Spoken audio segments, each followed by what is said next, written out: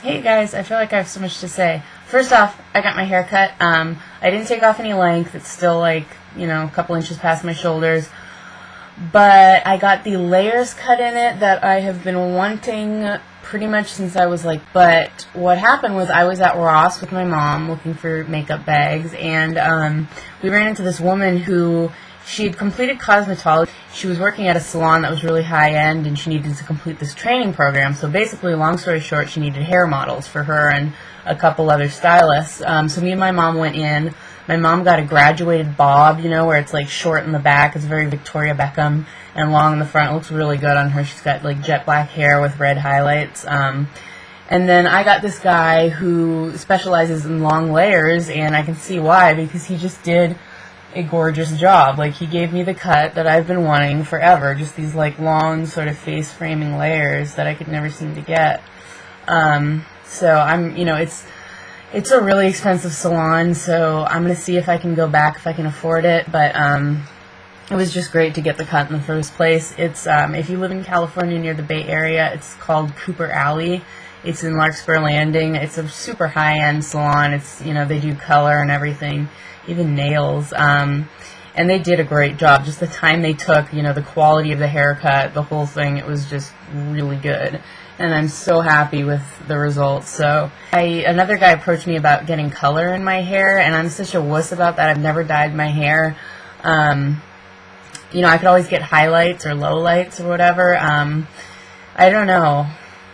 You guys should let me know what that's like, because I'm really lazy, and I have a feeling I would just get them and then let them grow out. So I'd be have horrible roots. So I don't know. If anyone else is super lazy and can tell me it's not that bad, I definitely consider it. Next, I wanted to tell you guys that I finally learned how to depot my stuff. I don't know if you guys remember, but I showed you this G Picos palette, which is some Italian brand my dad brought back, and they have these beautiful eyeshadows and blushes. And he brought back some palettes, and I just never used them because they were in these really cheap plastic palettes. They're sitting around, and I think a lot of people have that, where you bought palettes with special packaging and you just don't use them because they're big and clunky and they're in the way. So I don't know if you can see this. This is just a cigar box I'm storing them in till I get the palettes. But I just depotted them, not by the old-fashioned candle way, because I'm just not skilled with fire.